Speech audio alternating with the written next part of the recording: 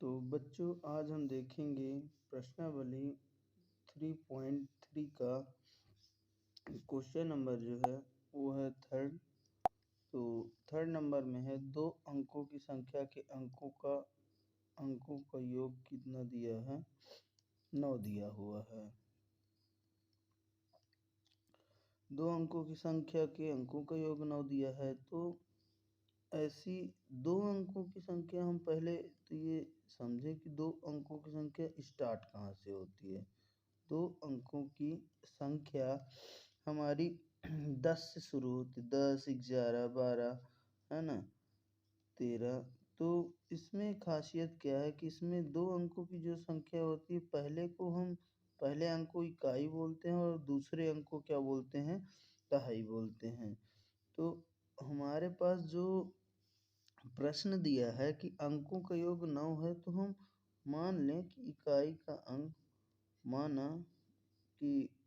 का अंक क्या है, इकाई का अंक x है। इकाई का अंक क्या है, x है। और दहाई का अंक क्या मान लेते हैं, y, क्योंकि हमें अभी दोनों नहीं पता। तो दहाई का अंक y है। तो पहली कंडीशन प्रश्नानुसार क्या दिया हुआ है कि अंकों का योग 9 है। अंकों का योग क्या दिया है, 9। अतः प्रश्नानुसार x प्लस y यानी इकाई प्लस दहाई के अंकों का योग, इकाई का अंक है और ये दहाई का अंक है, बराबर 9 दिया है। तो x प्लस y बराबर क्या हो जाएगा, 9।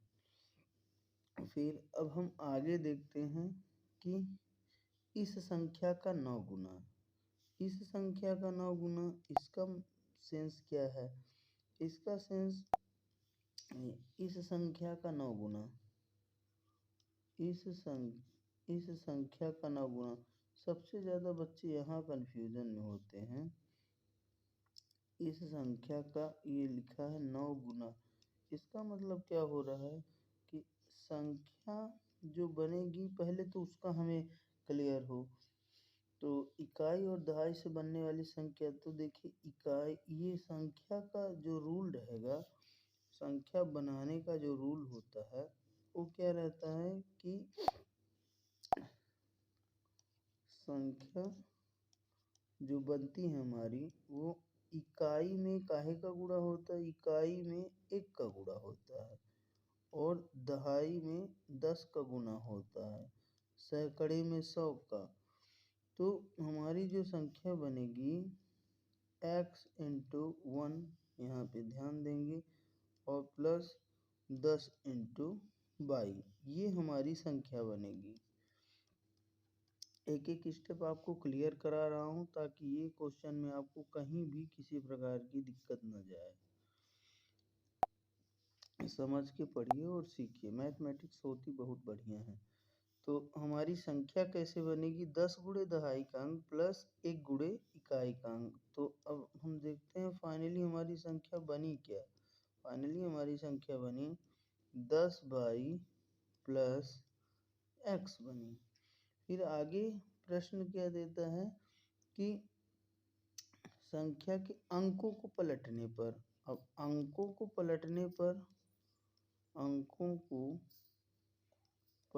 पर बच्चे इसमें और कंफ्यूजन में हो जाते हैं कि अंक कैसे पलटेंगे।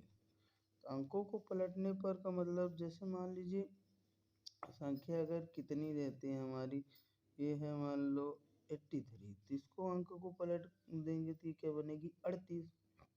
मतलब ये इकाई का अंक है, ये दहाई का अंक है। तो यहाँ पर ये क्या हो रहा है कि दहाई वाला इकाई पे आ रहा है, इकाई वाला दहाई पे, प्लेस जगह बदल रही है इसकी।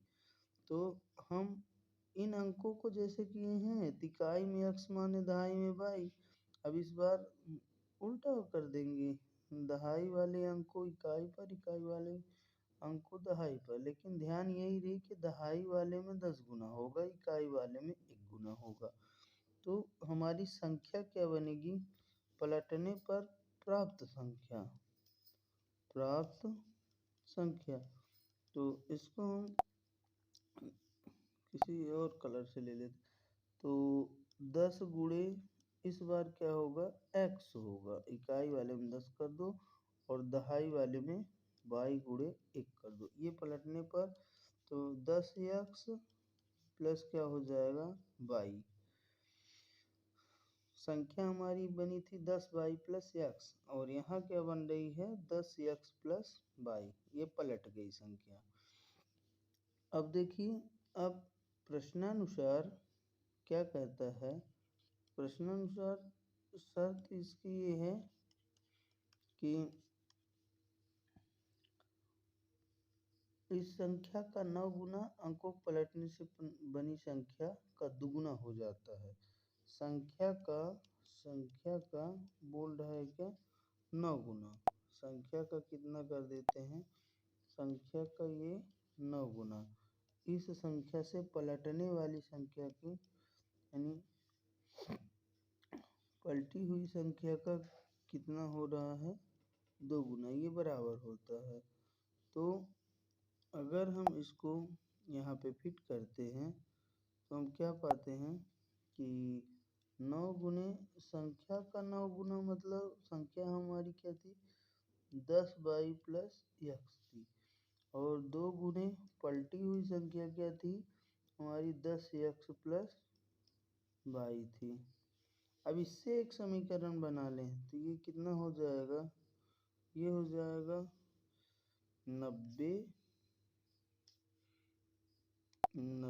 बाई प्लस 90 बाई और प्लस क्या हो जाएगा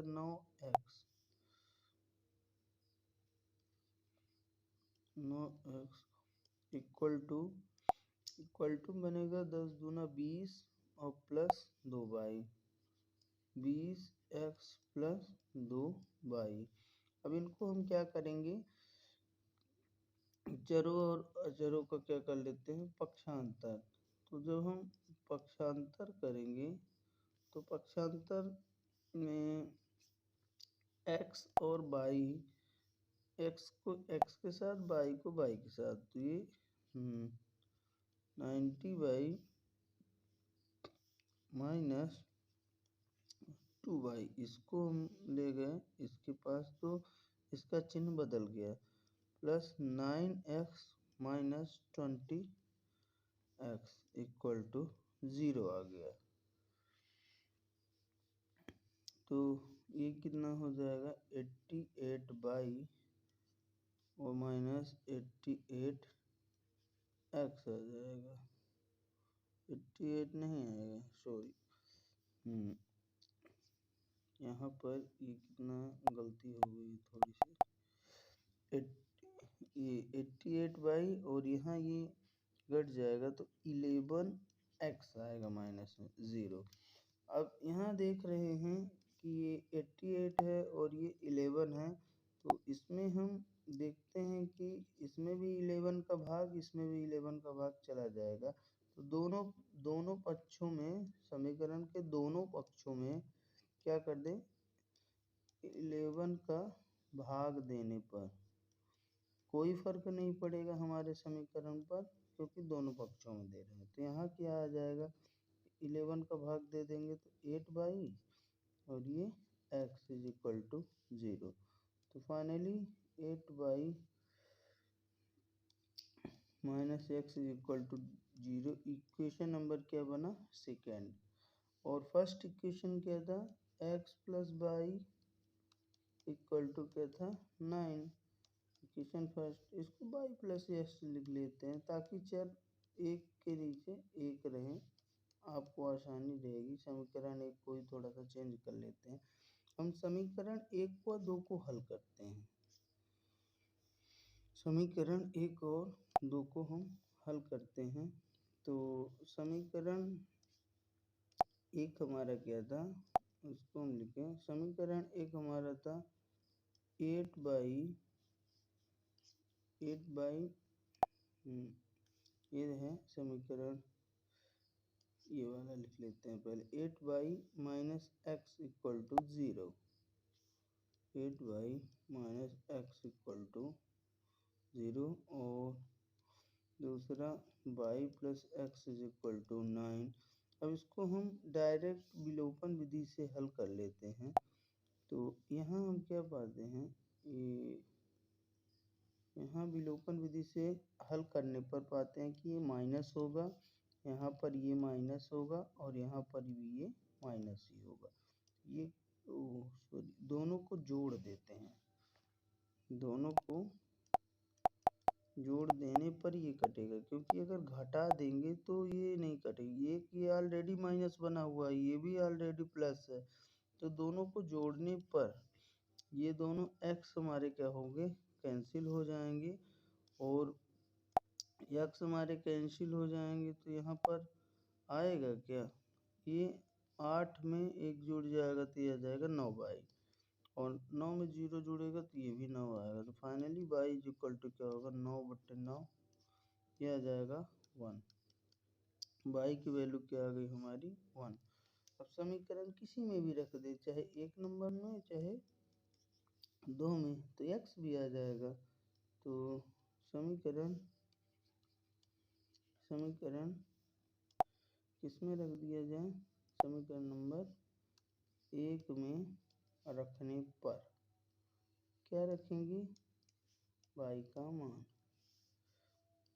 y इज इक्वल टू 1 रखेंगे। तो y plus x is equal to 9, तो 1 plus x is equal to 9, x is equal to क्या आएगा, 9 माइनस 1 इज इक्वल टू 8,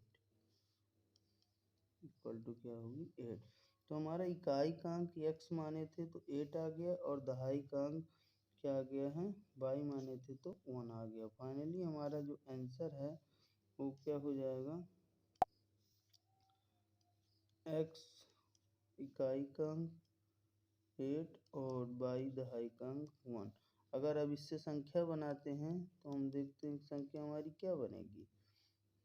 पहले दहाई लिखते, पहले इकाई और इसके बाद दहाई, मतलब हमारी संख्या बनेगी 18। अगर इसको हम ट्राई करके पलट देते हैं तो पलटने पर हमारी क्या बनेगी, ये बन जाएगी 86। अब देखिए क्वेश्चन नंबर जो है हमारा है सेकंड है, नहीं सॉरी ये थर्ड हो गया, फोर्थ नंबर। क्वेश्चन नंबर क्या है अब हमारा, फोर्थ नंबर। फोर्थ में क्या दिया है, तो क्वेश्चन आप देख सकते हैं, इसका मैं सॉल्यूशन किए देता हूँ। क्वेश्चन मैंने शुरू में ही लगा दिया है। तो फोर्थ में दिया है, वही मीना 2000 रुपये निकालने गई बैंक से। अब 2000 रुपये मीना निकालने जाती है बैंक से, तो खजांची के पास 50 रुपये के व क्या है 100 रुपये के दो टाइप के नोट निकालती है, और उसने टोटल जो नोट निकाले हैं वो कितने निकाले हैं, 25 नोट। नोटों की जो संख्या है वो क्या है, 25 नोट है ना। दो टाइप की संख्या निकाली। अब 50 रुपये के और 100 रुपये के टोटल 25 नोट निकाली है, 25 नोट निकाली है, लेकिन अभी ये नहीं पता 50 की कितनी है और 100 की कितनी है। तो ये हमें निकालना है कि 50 रुपये के कितने नोट निकाले और 100 रुपये के कितने नोट निकाले। तो हम मान लेते हैं कि 50 रुपये के नोटों की संख्या क्या है, x है, और 100 रुपये के नोटों की संख्या, भाई दो टाइप के नोट हैं, नोटों की संख्या कितनी है, 22 है। तो प्रश्नानुसार कुल नोट यानी x प्लस 22, नोटों की संख्या क्या है 25। ये हमारा इक्वेशन नंबर क्या हो गया, फर्स्ट हो गया। क्वेश्चन को समझ के सबसे पहले मैथ में उसका एक्सप्रेशन लिखना बहुत इम्पोर्टेंट है। फिर अब इसकी वैल्यू 2000 होती है, तो 50 रुपये की कुल वैल्यू कितनी बनेगी, 50 रुपये के यक्स नोट 50 रुपए के यक्स नोटों की कीमत नोटों की कीमत कितनी बनेगी इसको समझिए आप। तो कीमत बन जाएगी 50 into x is equal to 50 x. ये कैसे आ रहा है, मान लेते हैं हमारे पास जैसे 5 रुपए के कितने नोट हों, 5 रुपए के 10 नोट हों या 5 रुपए के 20 नोट हों, 5 रुपए के 20 नोट, तो हमारा कितना बन जाएगा, 100 रुपया बन जाता है। तो इधर नोट की वैल्यू और इधर नोट की संख्या, तो अब चूंकि नोट की संख्या हमारे पास यहाँ सवाल में एक्स है और नोट की वैल्यू क्या है हमारी 50 रुपये, तो दोनों का गुणा करेंगे तो ये बताएगा कि नोट का रुपए कितनी आ रहे हैं, कितने नोट के रुपए बन रहे हैं, तो ये 50 एक्स हो गए। इसी प्रकार से 100 रुपये के 22 नोटों की 100 रुपये के 22 नोटों की संख्या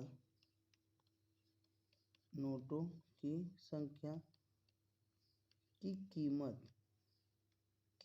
कितनी बनेगी, 100 गुणे 22 इक्वल टू 100 22। अब देखिए, अब प्रश्नानुसार बताया है, डायरेक्ट प्रश्नानुसार कुल कीमत मतलब कुल कीमत यहाँ पर 2000 दिया है, तो 50 रुपये वाले नोटों की संख्या कुल कीमत प्लस 100 रुपये वाले नोटों की कुल कीमत दोनों मिला करके क्या दिया है 2000। ये इक्वेशन नंबर हमारा सेकंड हो रहा है ना, रैखिक समीकरण में सेकंड इक्वेशन हो गया। अब हमें इनको हल करना है, तो यहाँ हम एक दिमाग लगाएं कि इसमें 50 का भाग दोनों साइड चला जाएगा, तो हम भाग दे दें दोनों पक्षों में। क्या करें, दोनों पक्षों में 50 का भाग देने पर, जैसे ही 50 का भाग देते हैं दोनों पक्षों में 50 का भाग देने पर 50 का भाग देंगे तो यहाँ x बचेगा और यहाँ 50 दूना 100 और यहाँ 50 को 240 आ जाएगा। ये हमारा बनेगा इक्वेशन नंबर सेकेंड। देखिए, मैं क्वेश्चन को बहुत तरीके से समझा रहा हूँ ताकि आपको समझ में आ जाए, फिर इसका मैं फास्ट मेथड भी बता दूंगा, बट समझिए क्वेश्चन को, क्योंकि आपको अच्छा भी लगेगा जब बनेगा क्वेश्चन। अदरवाइज क्वेश्चन को ऐसे ही लगा देने पर आपसे बनता नहीं है, आप कुछ सीख नहीं पाते हो। बहुत सारे यूट्यूबर बस केवल समझाते नहीं है सही से, इसके कारण बच्चों को बहुत दिक्कत जाती है, वो सीख ही नहीं पाते। तो अब देखिए, हमारे पास जो समीकरण बना है वो है x plus Y equal to कितना है 25। ये फर्स्ट बना था, और सेकंड हमारा बना था, सेकंड हमारा समीकरण आया था, उसको देखना पड़ेगा, ये x plus 2y equal to 40, x plus 2y equal to क्या है 40 है। अब इनको हम डायरेक्ट हल कर लें, किससे, विलोपन विधि से, तो ये कुछ x और y का मान डायरेक्ट आ जाएगा। तो विलोपन विधि से हल करने के लिए देखिए, हम इसमें इसको घटाएंगे, क्यों, ताकि ये कट जाए, जब तक कटेगा नहीं एक अंक तो आएगा नहीं, ये कट गए, प्लस x है और माइनस x कट गए, और y और माइनस 2y तो बचे कितना -y। अब 25 में 40 घटाएंगे तो ये माइनस में आएगा, ये कितना आ जाएगा 15। ये y इक्वल टू क्या आ गया हमारा 15।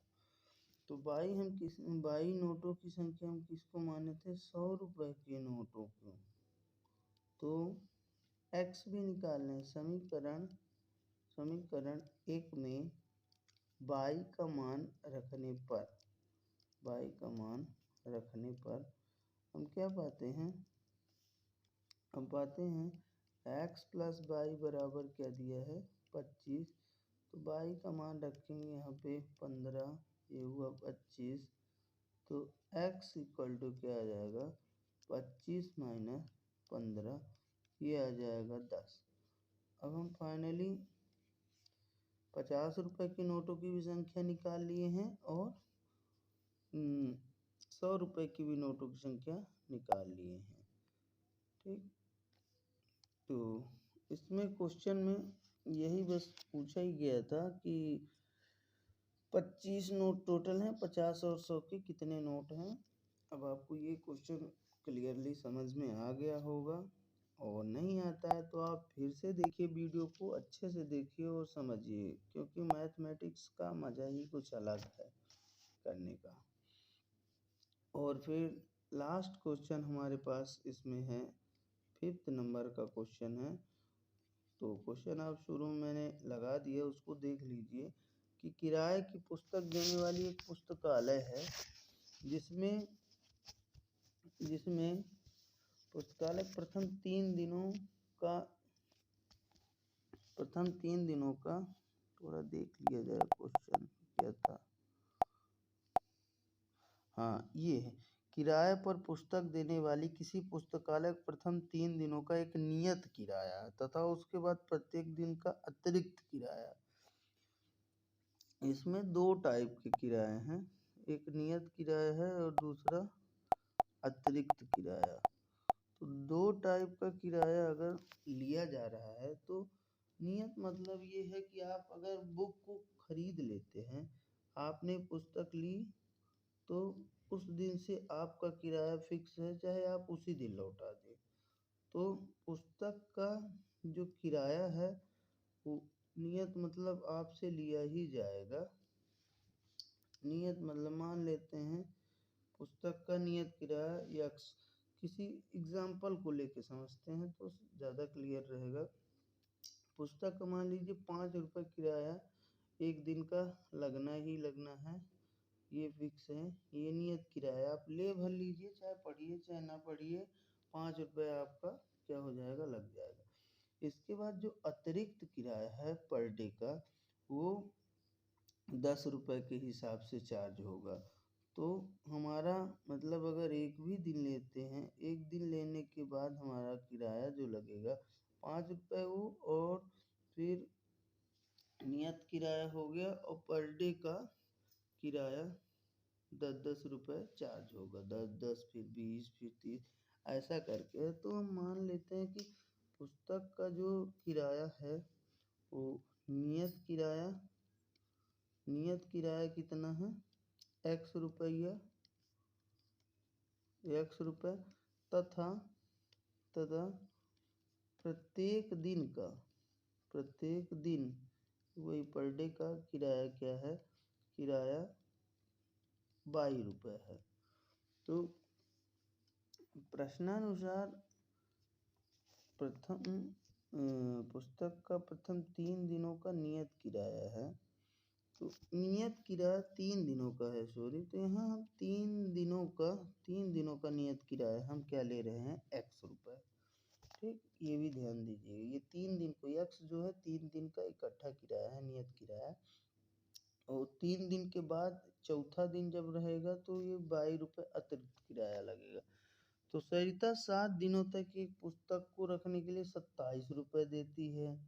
तो 7 दिन तक, अब इसको और ध्यान से समझिए, क्वेश्चन में बातें जो दी हैं उसको समझना पड़ता है। तो सरिता एक लड़की है जो कि 7 दिनों तक क्या करती है, एक किताब ले जाती। तो 7 दिनों में आप ये देखिए कि नियत कितने दिन हो रहे हैं, 7 दिनों में नियत दिन हो रहे हैं हमारा 3 दिन का फिक्स लगेगा इसको, और प्लस 4 दिनों का अतिरिक्त किराया लगेगा।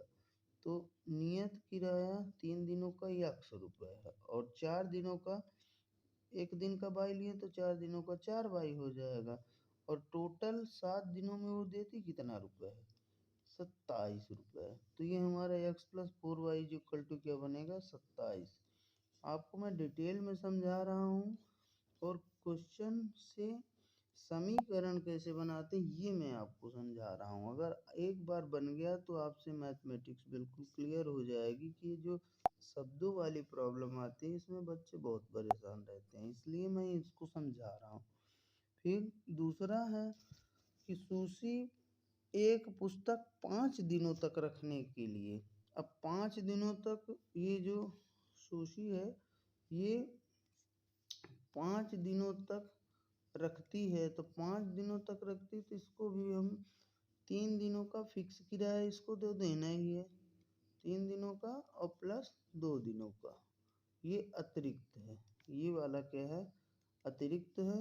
और ये 3 दिनों तक ये क्या है, ये हमारा नियत भाड़ा लग जाएगा। तो 3 दिनों का x रुपये लगेगा और 2 दिनों का, प्रत्येक दिन का बाई है तो 2 दिनों का 2 बाई रुपये, और कुल मिला के कितना देती है 5 दिनों के अंदर ये जो लड़की है ये देती है 21 रुपये। तो ये हमारा ये दूसरा समीकरण बन जाएगा इतना 21, इक्वेशन नंबर सेकेंड। अब हम इन समीकरणों को एक साथ हल कर ले, विलोपन मेथड से हम हल कर लें। विलोपन सरल होती है अपेक्षाकृत, प्रतिस्थापन भी सेम ही है लेकिन विलोपन ज़्यादा सरल है। तो हम ये देखते हैं कि हमारा इक्वेशन क्या बना है।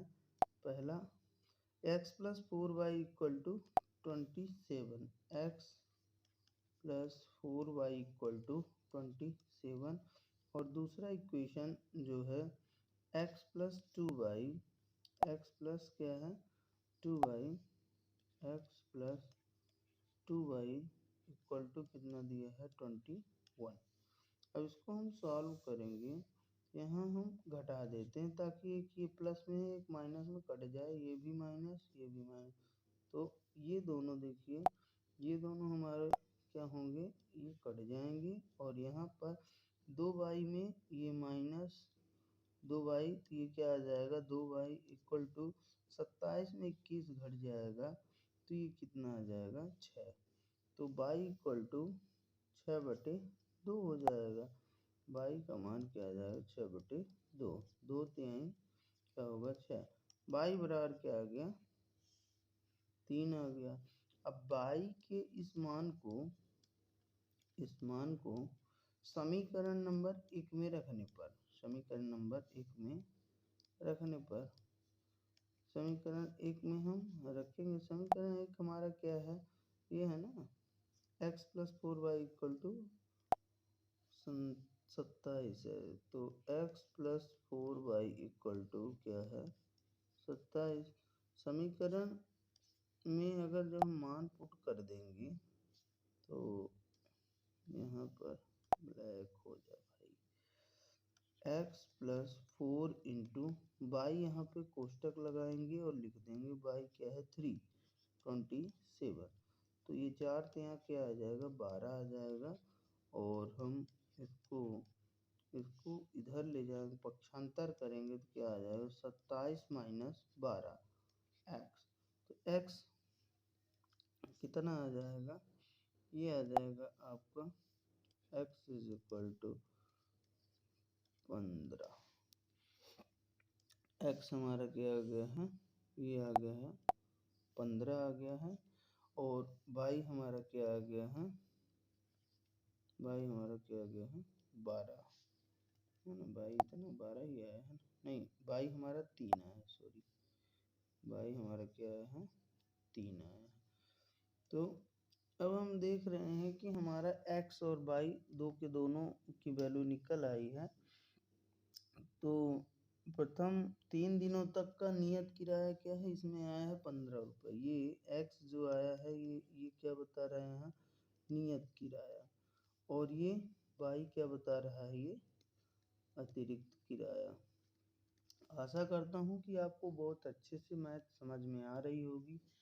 कहीं भी मैथ में प्रॉब्लम होती है तो आप कमेंट करिए और समझिए।